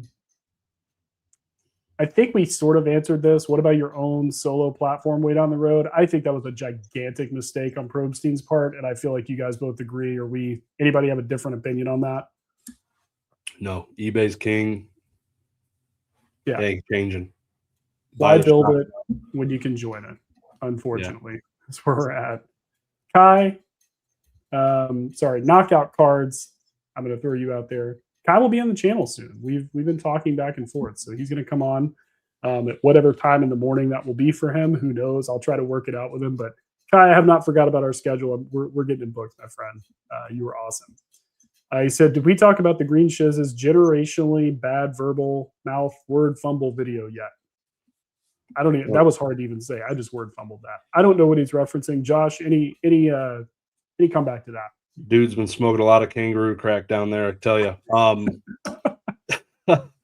No, I posted a video recently talking about that Deoxys card, and it was a 1 out of 10. I tell you, it got a lot of great feedback from a lot of people, and I definitely appreciate it. Go check it out. Ray's talking about, I believe, Probstein. I don't think he's talking about any of us. Really, really lucky eBay let him back on. Well, realistically, you sell enough money at the end of the day, it's just business. You know, sure, you left, but I promise you that he took more of an L than eBay did with him leaving. Ray said Golden already has that X-ray authenticity unsealed. You know, maybe It's we'll pretty cool. have, maybe that's the next Apple product. They give us the at-home X-ray that we can start really, really seeing what's in the seal. Kai says he gets scammed by Italy daily. That is one of my very few blocked countries where I will not sell to, just because of, I don't know what I'm not saying that Italians, if you're watching, I'm not saying it's you. Something about packages going there does not work. Like, it literally, if you've ever looked at Google Maps on Street View and you've seen this rocky dirt road, like on one of anywhere, like that's basically where the packages end up when you bail into Italy. It's just not, it's not great. Dang. He says he's 100% jealous of my dangerous ass hairline. I don't know. I don't know about that. Let's see here. BB, I don't know if this is a question. He's got a question mark. What's the Well, answer? Jason Page. Yes. I think Jason Page is a needed character in the Pokemon space. I don't mind it. Whatever. He's got to the carrot top of our hobby. He'll be here forever. Like, whatever. People still get hyped on that song, man. At every Collecticon, there are like, I don't know, probably 1,000 people in front of the stage that get hyped for him to sing that song. Dude, so like, he's a great singer. Yeah, he's a great who are we singer. to Like, think about whatever. it? Like, let him hang out. Like, I don't care. It's the same thing as like outdated voice actors. Like, who cares? Like, if you were part of it, and realistically, if you think of that, like, that song will enter your head, and it's going to be Jason Page has been in all of his voice has been in all of our brains, at a lot of. If you add up the entirety of the time, he's been in our heads a lot. So let's keep him around. He's okay. He's an interesting guy. I've met him a couple times. Let's see here. Pentix Games. Hello, first time here. Glad you guys are covering consignments. Thank you. These two guys right here. Sealed Shiz Consignments. There you go. Retrospecs isn't consigned, but Japanese wholesale with Mr. Retrospecs. All the links are in the description, guys. Go buy a bunch of Japanese boxes and then, you know, ship them to Josh and have him sell them on Retro's eBay. That's like, you know, you could do a whole loop there if you wanted to. But thank you for being here. Time to time. Yeah, thank you for being here, Pentix. I appreciate it if you're watching this back. Thanks for being here for the first time. I think he's talking about my guest in a couple weeks. It's not Blippy, although I do have a connection to him, and I would absolutely bring Blippy on the channel. What is Blippy? Pokemon. If anybody finds Blippy doing anything with Pokemon, please message me. What is Blippy? I'll Is send you that some like video. Bluey? You don't know Blippy? Oh, bro. He's about to. He's like the number one kids creator ever. I think he's worth like $100 million. He's he's like the male version of Miss Rachel, but like he's Okay. huge, dude. And he's a funny guy. Okay. He's actually like pretty funny. If you ever like, the Instagram algorithm will sometimes play get somebody recording one of his videos, but they zoom in on the person who's there, and he does this really like kind of like annoying voice, like kids channel voice, and it zooms in on the regular people that he's doing stuff with, and they're like you can tell they're hating every minute of it. He's always the first comment, and he's like, I could see life leaving his eyes as I was talking the whole time. Like, he's very aware of it, so that's why I would feel like it would be pretty funny. But Drew, I mean, there's a non-zero chance. Like, it could happen if I so like went after it, but That'd be dope. Top Gear's gear. My comment got cut off earlier. I think this group of 3 legends are less agreeable and so good to hear from. Didn't mean to make it sound bad. I didn't take it bad at all. I appreciate you clarifying, and thank you for the kind words about all of this. I've disagreed with both these guys a lot of time, but you know, in a healthy way. It's good to have differing opinions. I agree. Content can be stale. Which is why I try to do a bit more quality over quantity, and I think these guys do as well. Any comments on content? Either one of you guys. I don't want to be the only one who talks about this. I would just say, like, dude, like if you want the juice, you got to go back to like 2022, 2023 and start like watching those lives. Like, I'm glad that people are coming out now, and there's like so many new channels, and, you know, people are having their own conversations, and, you know, some of it's new, some of it's like the same sort of stuff we were talking about back then. But man, it was just a different time, dude. It was just a different time. Like, I don't know if I'm just nostalgic for it, but like I used to get so 100%. hyped. Yeah, like I used to get so hyped, being like, ooh, like, you know, this person's going live with this person. Like, are they gonna argue or what? You know what I mean? Like, it was just different, man. And like back then, things were fresh too. Like, a lot of the conversations hadn't been had before, so it was like, ooh, like, what's this guy's take on this or whatever. So Yeah, I would say Yeah. like if you're getting bored with like the current stuff, like go back, man. Like go watch stuff in like 2 or 3 PK, Nostalgianomics live streams, just watch those. Just search those on Yeah, YouTube. that was That'll be insane. your that'll was be an your insane that'll be your fun ones. Josh, anything on content in today's? There's a lot of it, man. There's a lot of it. So one of the guys that commented, DJ's Pokies Center. I just watched a few of his videos first time today. Like I'm discovering new content creators all the time, and it's awesome content, dude. And it's cool. So I like not just sticking to the same. What, Drew? If you're still in here, drop his channel, man. I would love to. I'm always looking for a new, interesting, somewhat unique. It's hard to be in this space, but like somewhat unique takes on stuff. Like I enjoy finding new content. So please, DJ's Poke Center. There he is, right there. Yeah. Shout out you. Yeah. Good stuff. Let's see here. For some reason, my chat jumped up. Trippy said, wanted to stop in and say, hey, excited to rewatch later. Thank you for rewatching. I appreciate it. Kind of goes here with Ray, which thank you again, Ray. 28 here and 14 likes. Hit the thumbs up, you hooligans. I'm assuming that's gone up. I hope so. Guys, take a moment right now. Here's your reminder. Just press the thumbs up. It's not hard. And it's free. Let's see here. This is a funny question. Paul Clark, why are reverse hollows $5,000? Why are the prices anything today? I don't know. Comments, guys? I don't know. What do you think, Josh? I don't know mid-era. I sold Paul Clark, just so you know, I sold a graded VHS tape for $1,000 roughly about 3 to 4 weeks ago. So there's things out here that you would be amazed that are selling for prices that you didn't even know existed. Like, it's like, how does this even happen? I think everybody's looking for anything low pop, anything to make a play on today. So I think really nothing is safe from going up in price, which is kind of a positive, I think, for all of us who actually buy and sell. I think right now I would kind of a little bit with the content side, I would maybe be wary of a lot of people who are, I was so right, because right now, none of us can be wrong, just so you're aware. Like, we've been through this before, all three of us. Like, no one is wrong right now. Buy anything, it's going to go up, at least right now. That may change in 2 months, but I'm telling you right now, it doesn't look like it's stopping anytime soon. You're going to find a lot of Einsteins in this hobby right now. So they may buy those for $5,000. Will they go up? Will they go down? Who knows? But if they go up to like $6,000, don't think that they're a genius, is all I'll say. Paul, you'll have to consign more reverses. He runs a much larger consignment business than I do. He does graded cards and singles and stuff, and he kills it. He kills it. He consign more. We'll throw him on here. There he is. Let's see here. Ray says he sold his Mewtwo PSA 10 at 1,800 AMA. It hurts. It hurts.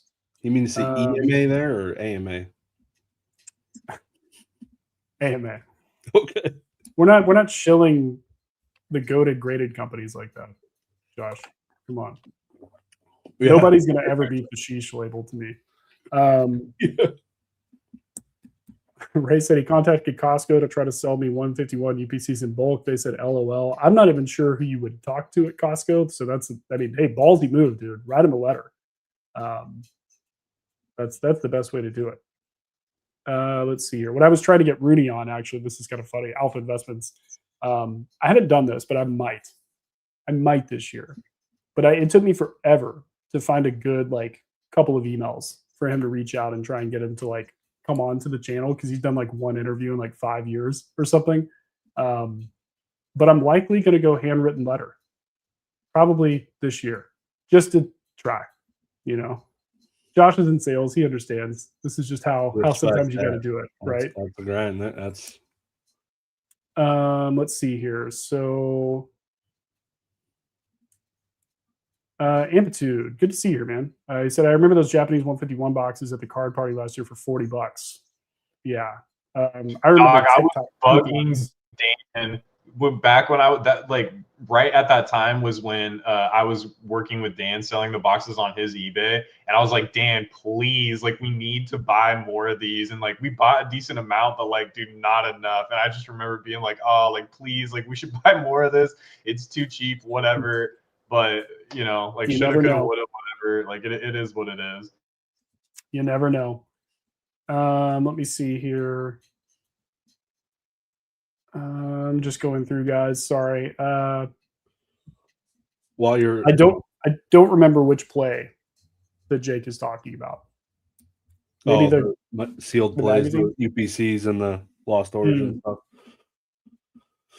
Pokey Chef, good to see you here, man. Hey, that video on Cardinals YouTube channel, guys, go check it out. You guys did some crazy views on that. It was the most recent one. I haven't even seen what the views were on the kind of documentary style about you, but that video was so awesome, man. I loved like watching that, and you like walking in front of the restaurant and like doing all that stuff. Like Cardinal YouTube guys, it won't be linked here, but like look it up. Pokey Chef, you might be able to just find it by putting his name in there. But man, they've done some really good high quality like videos recently, and it's like kind of the back end like Netflix documentary style of like, you know, specifically like the one I watched was Pokey Chef. And how he was an executive chef and left his job to do Pokemon full time. So kudos to you guys, man. That was actually edited and done really, really well. So I'm glad to see you here, dude. I'll always love seeing what you're doing. eBay Live, by the way. Go check him out. Felipe, this guy's a goat. I love Felipe. He's awesome. I said, Shiz or Retro, have either of you dealt or deal with Canadian customers or clients? Asking for a friend, weak face.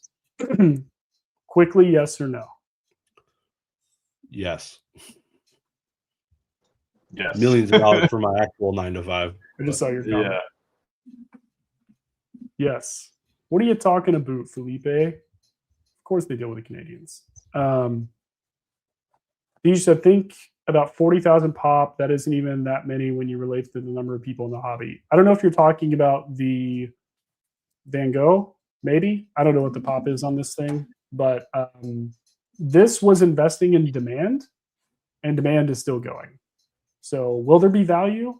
Demand might evolve into value, because I do think it's unique. But I don't know. I think, honestly, the Van Gogh Pikachu might go the way of like the Scream promos at this point.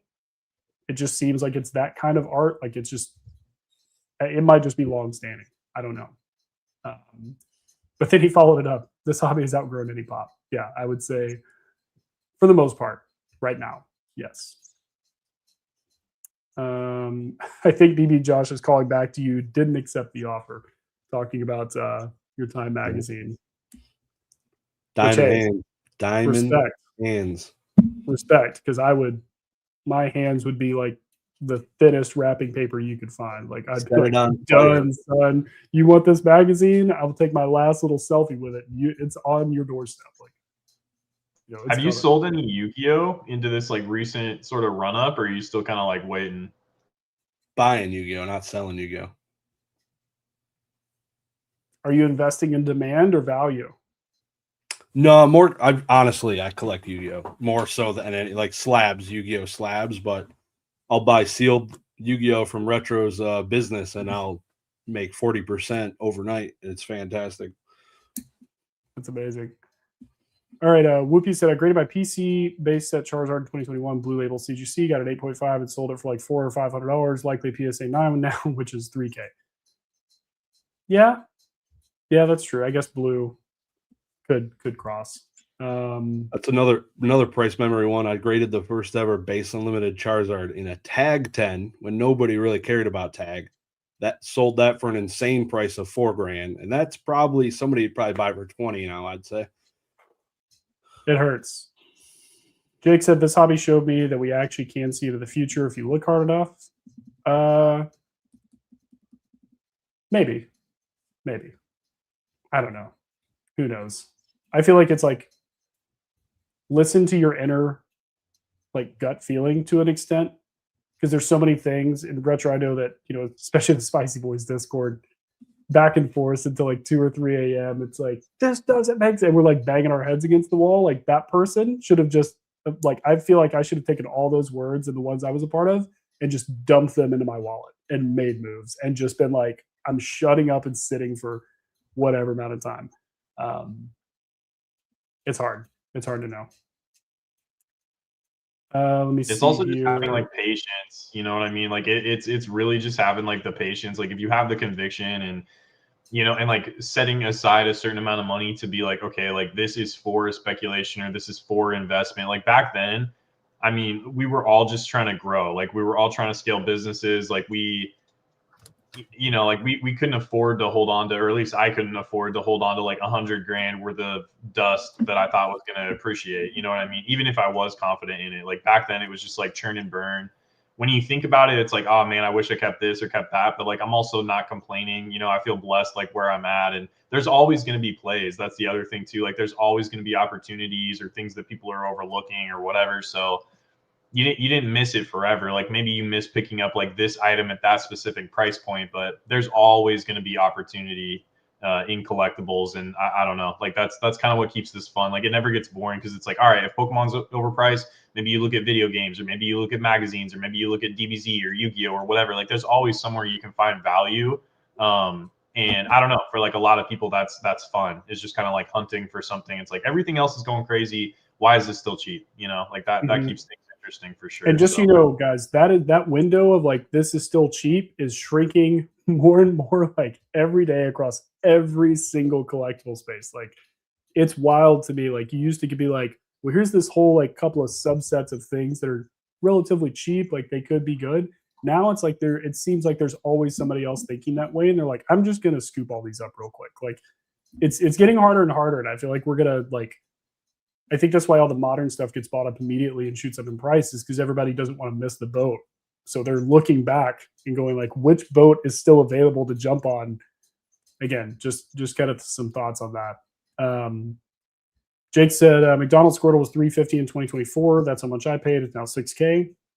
How many different versions of this story can we hear? It's crazy, man. We're in a crazy time.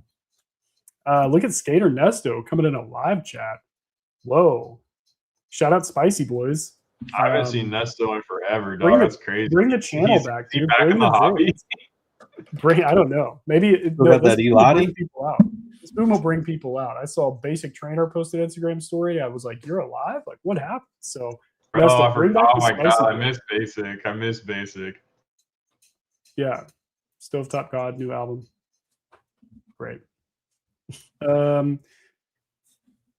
Nate Midnight, great avatar, by the way. I've owned that card a couple of times. It's beautiful. Modern, I think, has and continues to be a capital reservoir, and vintage is a bottleneck. Yeah. You've got a vintage card in your avatar. Who knows? Gwen Stefani, best rapper of all time. Mods, it's pretty funny. Shout out Mr. Dan, Catch 'em All Collectibles. Another consigner. Consign your raw cards to be graded. And then yank him out of the vault and send him to James. No, I'm just kidding. No, Dan is also a consigner. Really great through Fanatics. That is where I send quite the majority of my graded or soon to be graded raw cards. I send to Dan. So shout out Dan. Thanks for listening back. I know he will. We booming 100%. Let's see here. All right, I'm trying to get. You guys are piling the comments on. I'm trying to get through this. Let's see here. Wait, really quick. Can I ask you guys a question really quick? Like, do you like kind of going back to the point I was talking about earlier, where like at least for me, content felt like exciting, like new and exciting, like 2 or 3 years ago, just because it like every conversation was new and all that sort of stuff. Like now that things have even more so than just like the financial stuff, but like now that things have gotten to where they've gotten in such a short period of time, like do you guys find it hard to still feel like excited, or like do you feel like you're chasing that dragon of like the high that you sort of got when you first got in and were first learning and first having these conversations? Like do you feel that at all? Like do you miss that feeling of like everything is brand new now that you've like seen so much, bought and sold, traded, collected, whatever? Like does that make sense? Like do you guys still feel like you're chasing that same feeling, or do you feel like you get it when like a new set comes out, or like hopefully that makes sense? Josh, you go ahead first.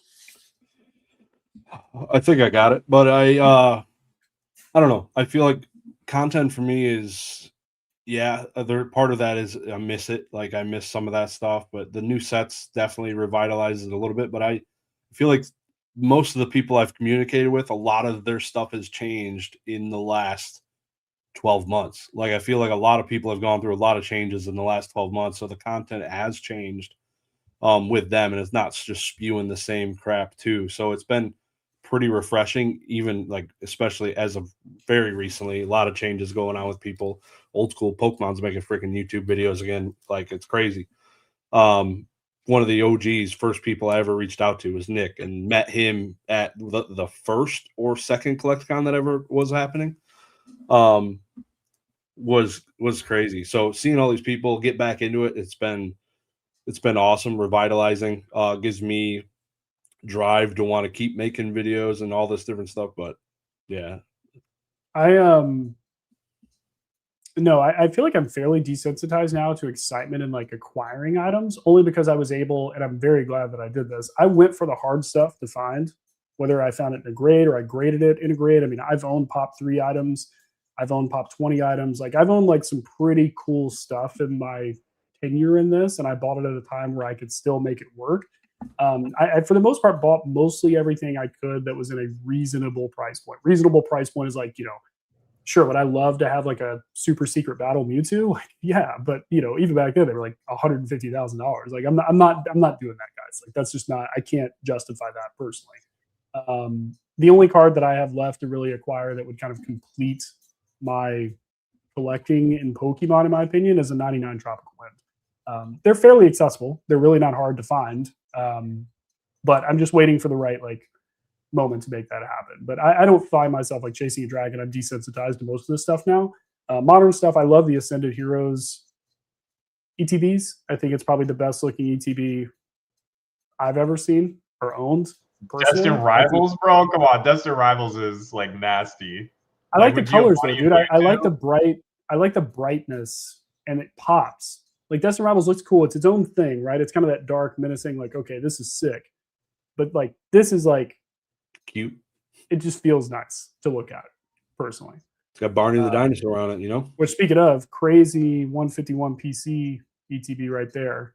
What is that thing now? Like $1,500 for an ETB? Dummy. Crazy. I'm still sitting on those cases of Japanese 151 you sold me too. Good. I just looked at, that's funny you said that because I knew this live was coming up, but I just looked at the price of what those were. I was like, I'm curious if Retro ever like threw those or sold those or whatever. I think they're 3,500 selling right now. And you told me you're like sold too early, and I was like, bro, I made my money. Like I'm good. Which was true. I still don't regret selling them, but also like, yeah, would it be nice to have held back like 5? Like sure. But congrats on your come up. They're almost to the, I can't remember what I sold G for, but they're probably almost double, almost at this point now, which is just wild, man. Oh, let's see here, guys. You're dropping so many questions, but I think we've got to wrap up. Jake Smith, I don't know if this is the real Jake Smith. Maybe this is his like super personal. Everybody go follow him and find his subscriptions and leak them. He said, "Why did Peek skip my slight on DBZ?" I can't even remember what she said. Okay, there he is. Questions for the guest. Now that y'all are rich, y'all being more drawn than ever to depreciating assets like DBZ. Here's the thing, man. I buy Dragon Ball Super for my PC. I've spec'd on it for a while now. Volume 1 judge stamps, like the first staff cards of Dragon Ball Super. I have so many 10s. And like, actually, hold on.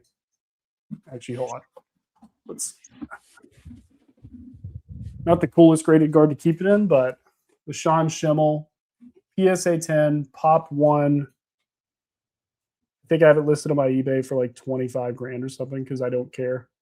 So if you want to buy this, message me. Would you take a 15K offer? Say it again. Would you take a 15K offer? Done. Sold. 15K. Let's make it happen, guys. No problem at all.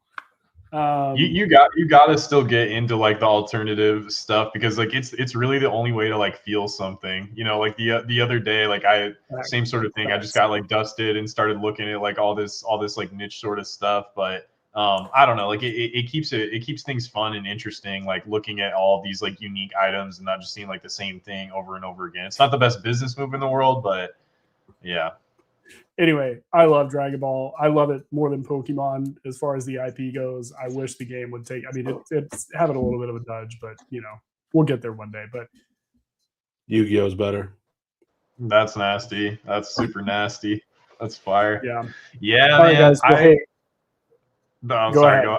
Well, I was just gonna say, like, I remember. I think it was Jake Smith, Nesto, me, and DNA a long time ago did a live about Yu-Gi-Oh, talking about like how undervalued it was, because we were just like, dude, we were like into the ultimate rares and all that sort of stuff. Like, I miss that kind of stuff. Like, that used to be so fun. I remember one time Kai and I were up in Discord till like 3 a.m. and it was when we first learned about like Super Dragon Ball Heroes, and I was messaging this seller on eBay from Japan, asking him about like pull rates and like where these promos came from, and like typing it, like copying and pasting the information into Discord, and then talking about, like, I miss that stuff, man. Like when we were all like learning, and like I don't know, that's the last time I really felt alive in the hobby was when Kai and I were in Japan and we were opening a DBZ box while we were eating kebab sandwiches. Like, yeah, I don't know. Got to keep it interesting. So, all right, well, guys, I've got to call this, but literally, like, I've got to find like a weekend or something where we can, like, all of us on our schedules just like, all right, we got time, let's do this, like, whatever. Thank you, chat, for all the questions. I'm sorry if I didn't get to you. Please drop them in the video after it posts, and I'll definitely come back and hopefully Retro and Josh will as well. But guys, thank you so much for coming on the channel. It's just so fun. Like, it's so fun to get with like people who've been in for like equally, if not longer, than you, and like having us all like being able to talk through this stuff, like price memory, and your guys' consignment business is it's so cool to see where people have started, like, to be in with them in the beginning, kind of, and then like see you guys come up to where you're at. It's just so fun, and I hope that all of us, like at least a few of us, hang around for the long term, so we can kind of like live through that like vicarious nostalgia like that we all have for like watching this stuff. It's so fun, So chat, thank you guys so much. Seriously, like, you guys, I literally couldn't even get through all the questions on my time limit and all that. So appreciate all you guys joining. Again, like the video. Sealed Chiz Consignments, Mr. Josh down here, Retrospecs eBay, Japanese plug, Instagram, everything is in the description, guys. Retro, Josh, anything you want to leave the people fairly quickly? Go ahead, Nick. Subscribe with Sealed Chiz Consignments today, baby. If you're looking to take profits on your sealed inventory, send them off to Josh. He will get you right. He will get you paid. That's funny. Yeah, faster payouts than ever, man. It's coming. So get it shipped in. I think I'm gonna be doing billboards or something here local soon. Local Facebook ads. It's coming because it's easier. You don't got to ship it. Let's just get it. Look out for the Dagreenshiz billboards on the way, guys. Thank you. Appreciate you, chat. You guys have a good night. We'll be back here in a couple of weeks. Thanks. Peace.